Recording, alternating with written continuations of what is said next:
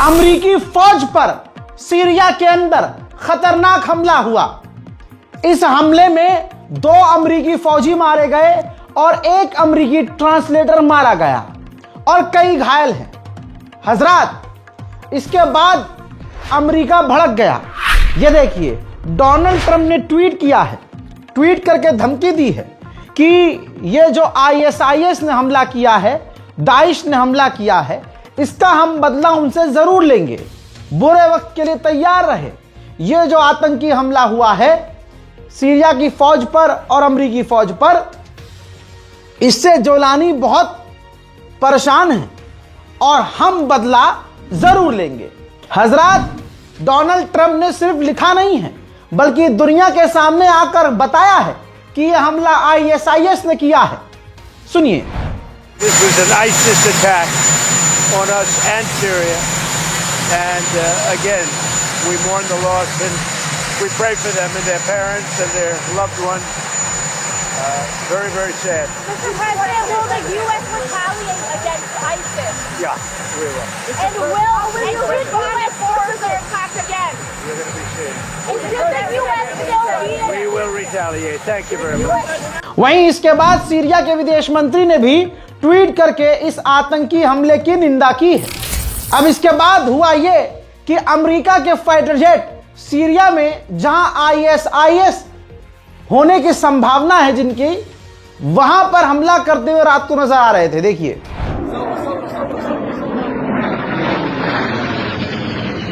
हजरत, अजीब बात यह है कि अमेरिका के फौजी मारे गए, सीरिया का फौजी सिर्फ घायल हुआ। जोलानी को दुख हुआ, मानते हैं, चलिए भाई, आपके दोस्त हैं, आपके मुल्क के अंदर हमला हुआ है, दुख हुआ है। लेकिन जब इजराइल इसी सीरिया के अंदर दर्जनों लोगों को मार रहा है और सीरिया के इलाकों पर कब्जा कर रहा है, तो जोलानी को दुख क्यों नहीं होता?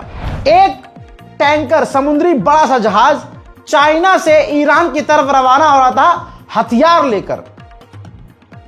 अमेरिकी नेवी ने रास्ते में उस जहाज को रोका, उस जहाज की जब चेकिंग की, हथियार सारे निकाले और हथियारों को डिस्ट्रॉय कर दिया और फिर जहाज को जाने दिया, जिसके बाद ईरान भड़क गया। ये देखिए, ईरान के समुद्र के इलाके से ये बड़ा सा जहाज गुजर रहा था, बहुत बड़ा टैंकर है ये।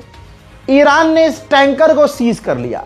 ईरान ने नहीं बताया कि यह टैंकर कहां से आ रहा था और जा कहां रहा था, लेकिन ईरान ने बड़ी कार्रवाई हैंड टू हैंड कर डाली है। जहां सारी दुनिया इजराइल से कटना चाहती है, वहीं एक और मुस्लिम देश कजाकिस्तान अब्राहम अकॉर्ड में शामिल होकर इजराइल से हाथ मिला चुका है। अब जब ईरान ने देखा कि अच्छा, यह अब्राहम अकॉर्ड में शामिल हो गया है कजाकिस्तान और इजराइल के साथ काम कर रहा है, तो खतरा कजाकिस्तान हमारे लिए न बन जाए, इसलिए ईरान ने कजाकिस्तान को ऑफर कर दिया है कि डायरेक्ट गल्फ ऑफ ओमान में आप डायरेक्ट एक्सेस ले सकते हैं, हमारे इस समुद्री इलाके से डायरेक्ट आप गुजर सकते हैं और ट्रेड कर सकते हैं। वहीं एक जो बड़ी गलतफहमी है आपको कि गाजा में अब सब कुछ शांत हो गया, नहीं, ऐसा नहीं है। इजराइल ने हमास के इन लीडर को निशाना बनाया और हमला किया, जिसमें हमास के ये टॉप लीडर मारे गए और इनको मारने के चक्कर में 4 से 5 सिविलियंस भी मारे गए हैं। और गाजा में इजराइल लगातार हमले कर रहा है। गाजा में हालात बहुत बुरे हैं बरसात की वजह से। जो बिल्डिंगें जर्जर थी वो गिरी हैं और कुछ लोग ठंड से मरे हैं। टोटल ऐसे 16 लोग हैं जो बिल्डिंग के गिरने से और ठंड लगने से टोटल 16 लोग 2 से 3 दिनों में मर गए हैं। हजरात, BBC और बड़ी बड़ी कंपनियां, ऐसी मीडिया हाउसेस, ये जैसे फ्रीलांस मैं हूं, मैं अगर भारत में हो रहे मुसलमानों के कत्लेआम पर पूरा एक वीडियो बनाऊं, डॉक्यूमेंट्री, और उसको लेकर BBC के पास जाऊं या NDTV के पास जाऊं, किसी के पास, तो वो लोग चला देते हैं, कुछ पैसा मुझे दे देंगे और उनको बना बनाया काम मिल जाता है, भाई चला देते हैं, उनको व्यूज मिल जाते हैं। ऐसे ही एक डॉक्यूमेंट्री BBC के पास भेजी गई, भेजने वाले ने भेजी और पूरे ऑफिशियली उसको अप्रूवल लेने के लिए कहा कि आप इसे, जैसे वो कहानी थी उन लोगों की कि गाजा के अंदर किस किस तरह से डॉक्टरों को और लोगों को मारा गया है, पूरी डॉक्यूमेंट्री थी सबूत के साथ। बीबीसी ने भाई रिजेक्ट कर दिया कि नहीं, हम ये डॉक्यूमेंट्री नहीं चला सकते। बीबीसी इजराइल के खिलाफ सच नहीं दिखा सकता दोस्तों। उधर गाजा में हमले बढ़ने की संभावना है। लगातार इजराइल के ड्रोन अब गाजा के ऊपर उड़ते हुए नजर आ रहे हैं।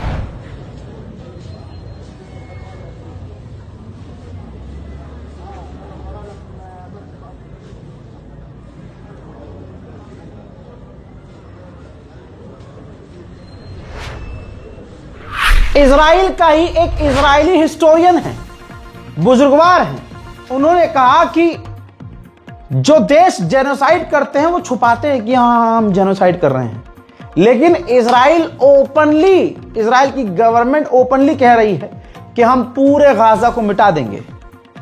हजरात सुनिए। Hesitated to use the term genocide because it was the Jews who were the victims of Nazi genocide in the Second World War. But the reality today is that it is the Palestinians who are the defenseless victims of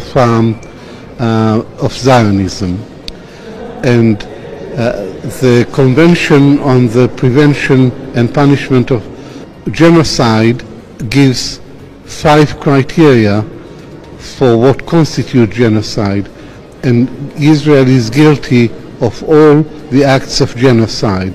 Also, this genocide is unusual because countries who commit Jewish genocide try and conceal it, whereas Israel's leaders keep announcing that this is what they are trying to do. They are trying to wipe Gaza off the earth. And indeed, Israel has already made Gaza completely uninhabitable. America Israel जब Hamas को नहीं हरा पाए तो उन्होंने नया षड्यंत्र रचा है। उन्होंने हमास के खिलाफ फिलिस्तीनी गद्दार ग्रुप को पैसा हथियार देकर खड़ा कर दिया है और उसके बाद उनको प्रमोट भी किया जा रहा है। वॉल स्ट्रीट जर्नल ने ये देखिए क्या किया है। जो हमास के गद्दार ग्रुप हैं, फिलिस्तीनी गद्दार ग्रुप मिलिशियाज, उनको हीरो बताते हुए, उसको हीरोफाई करते हुए उन लोगों के बयानों को छापा है जो फिलिस्तीनी गद्दार हैं और कहा है कि हमास को वहां के जो मिलिशियाज हैं वो खत्म कर सकते हैं। 16 दिसंबर को कतर की राजधानी दोहा में कम से कम 15 से 20 देश इकट्ठा हो रहे हैं, अमेरिका भी होगा। इस मीटिंग में फैसला किया जाएगा कि गाजा के अंदर इंटरनेशनल फौज तैनात कर दी जाए। गाजा के अंदर UNRWA काम करता है। अमेरिका और इजराइल ने ऐलान किया है कि UNRWA को हम बंद कर देंगे, जिसके बाद अरब देशों ने ऐलान किया है कि ठीक है, अमेरिका और इजराइल फंड नहीं करेंगे तो UNRWA को हम फंड करेंगे। अभी कुछ ही वक्त पहले इजराइल की फौज ने एक गाजा के छोटे से बच्चे को कत्ल कर दिया है। उधर इजराइल के सेटलर्स फिलिस्तीनियों पर लगातार हमले कर रहे हैं। देखिए,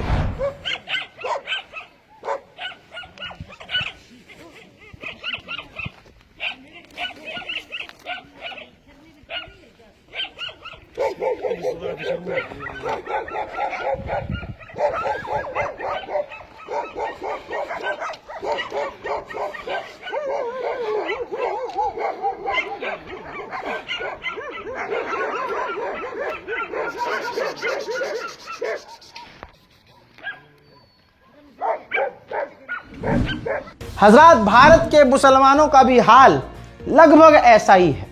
भारत का बहुसंख्यक समुदाय मुसलमानों का नरसंहार कर रहा है।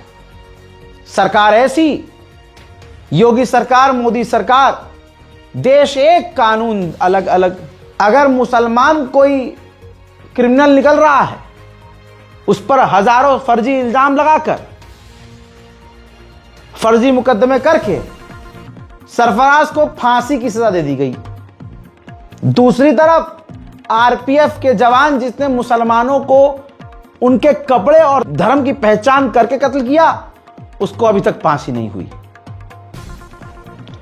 वहीं भारत का बहुसंख्यक समुदाय मुसलमानों को चुन चुन के मार रहा है। हज़रात जरा ये देखिए, मोहम्मद अतहर हुसैन, बिहार के नवादा में अतहर हुसैन का कत्ल कर दिया हिंदुओं ने। हत्या से पहले उनकी पैंट उतारकर मुसलमानी चेक की गई, उनका मुसलमान है या नहीं उनको आइडेंटिफाई किया गया। फिर गरम रॉड से उनको पीटा गया, रॉड से मार मार कर सर फाड़ दिया गया, धारदार हथियार से उनके कान काट दिए, नाखून प्लास से हिंदू समुदाय के लोगों ने जय श्री राम का नारा लगाकर उखाड़ा और इतना बुरा मारा कि आखिरकार ताहिर अब शहीद हो गए।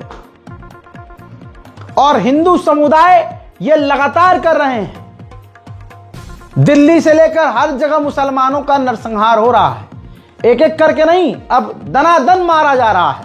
और उधर ये करवाने वाला, ये तमाम चीजें करवाने वाले हिंदू संगठन हैं। ऐसे में टी राजा का भी बयान आया जिसमें वो मुसलमानों के नरसंहार की बात कर रहा है, मुसलमानों के कत्ल की बात कर रहा है। लेकिन कमाल तो यही है हमारे कानून का, और यही तो दोगलापन है हमारे पुलिस वालों का कि भाई साहब इन्हें गिरफ्तार नहीं किया जाएगा। मेरी बात सुनो, आवाज कम, खाली सुनना है। अभी सबको एक होने की आवश्यकता है, क्योंकि ये लोग गजवा हिंद और जिहाद करना सोच रहे हैं। तो ऐसे आतंकियों को अब काटने की आवश्यकता है। जो लड़ेगा, जो काटना सीखेगा, वही हिंदू जीवित रहेगा भारत में। आज एक मौलाना बोल रहा है कि जो वंदे मातरम बोलते हैं वो मुर्दे होते हैं। वो मौलाना बोल रहा है कि अब हम जिहाद करेंगे। तो ऐसे मौलानाओं को अब सबक सिखाने का समय आ गया। ये आज पहले आतंकी अनपढ़ होता था, ये लोग बहाना बनाते थे, अब साला आतंकी डॉक्टर बन गया। डॉक्टर आतंकी बनकर गरीब लोगों को मार रहा है। तो इसलिए मेरे मित्रों, सब लोग संगठित हो जाओ, अब लड़ने का समय है। ये लोग गजवा हिंद करने की सोच रखकर, और हम लोग भी संगठित होकर जो गजवा हिंद की सोच रखकर साला भारत में पैदा होगा उसको खोद के गाड़ने की सोच जारी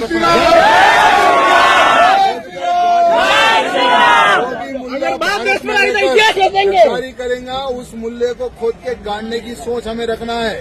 और एक बात ध्यान रखना, जब तक मोदी जी है तब तक ही तुम हिंदू हो। जिस दिन मोदी जी हटेंगे उस दिन हम हिंदुओं के सर कटेंगे।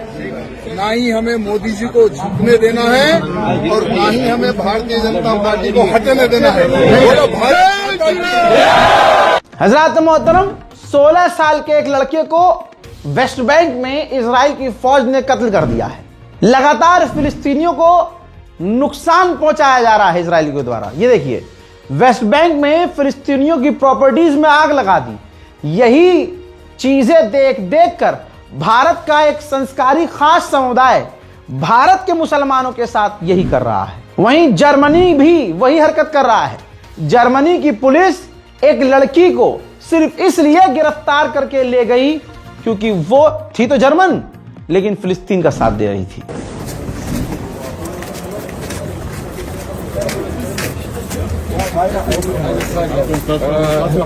Happy birthday. Happy birthday.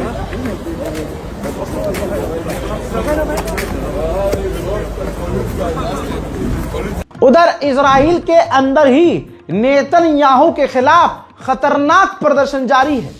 सारे के सारे यहूदी सड़कों पर हैं। देखिए,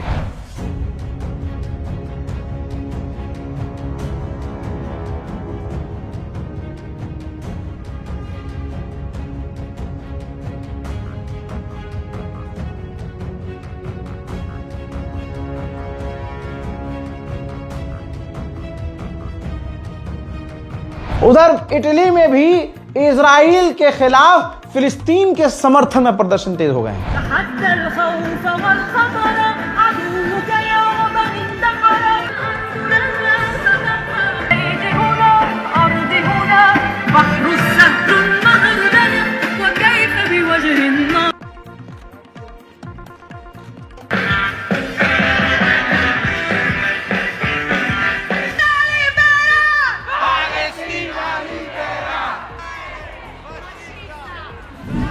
ऐसा ही स्वीडन का हाल है। स्वीडन में भी इजराइल के खिलाफ प्रदर्शन तेज।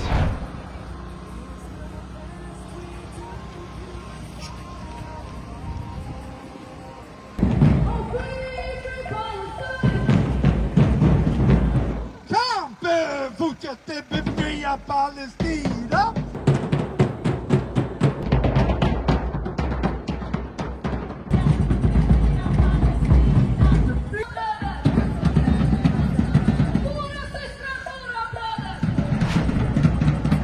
बेल्जियम में भी यही हाल। बेल्जियम में भी इजराइल के खिलाफ फिलिस्तीन और गाजा के समर्थन में लोग सड़कों पर हैं।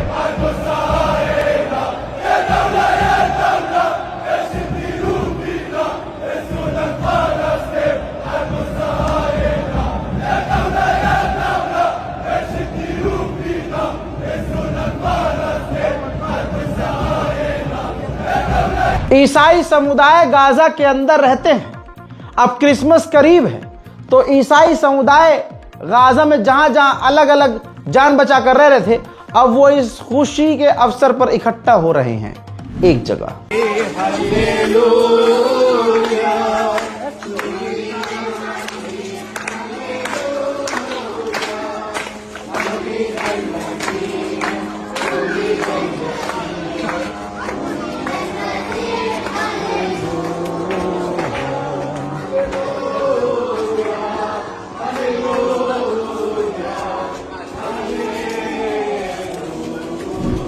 अब यूएन के अंदर 139 देशों ने कहा है इजराइल को कि इजराइल UNRWA को गाजा के अंदर ब्लॉक ना करे। शिन बेट जो इजराइल की जासूसी एजेंसी है, उसके पूर्व चीफ ने इजराइल के ही मीडिया पर लाइव कह दिया है कि जो गाजा के अंदर हो रहा है, मुझे लग रहा है कि वो एक सफाया है, यानी नरसंहार है, और ये गाजा के लोगों के लिए, फिलिस्तीन के लोगों के लिए अच्छी सजा है। हजरात, इजराइल ने कतर पर इल्जाम लगाया, कहा कि कतर हमारे रिश्ते अमेरिका से खराब करवा रहा है। हां, और कहा कि कतर की सरकार हमारे खिलाफ जिहाद कर रही है, हमारे खिलाफ सोशल मीडिया पर कैंपेन रन कर रही है और पैसा खर्च कर रही है हमारे खिलाफ। हजरात, इजराइल डील नहीं चाहता है, वो खराब करना चाह रहा है चीजें। इजराइल के जितने लोग थे मारे गए गाजा के अंदर से, उन सभी की लाशें जो है निकाल कर इजराइल को दे दी गई है। सिर्फ एक कोई व्यक्ति है इजरायली जिसकी लाश अभी तक नहीं मिली है और शायद वो वेपराइज हो गई है। लेकिन इजराइल प्रेशर बना रहा है मीडिएटर्स पर कि हमास से वो लाश कैसे भी निकलवाओ। हजरात, गाजा और फिलिस्तीन की मदद के लिए मन में कुछ आ रहा हो तो इस बारकोड का इस्तेमाल कर लीजिएगा। स्कैनर काम ना करे तो account detail, account number, IFSC code नीचे डला हुआ है। मदद के लिए आगे आए तो बेहतर है। एक वक्त के लिए हम खाने का इंतजाम वहां कर दें, यह हमारे लिए काफी बड़ी बात होगी, क्योंकि वहां तक मदद भेजना, मदद पहुंचाना बहुत मुश्किल है। हमारे गुनाह बहुत ज्यादा हैं, हम थोड़ा बहुत भी कुछ कर सकते हैं अच्छा काम, तो क्यों ना करें। तो आगे आइए, मदद कीजिए, और नहीं कर सकते मदद तो सबसे बड़ी बात है दुआ। नमाज पढ़िए, दुआ कीजिए, और गाजा फिलिस्तीन के साथ साथ पूरी दुनिया के मुसलमानों के लिए दुआ कीजिए। जय हिंद।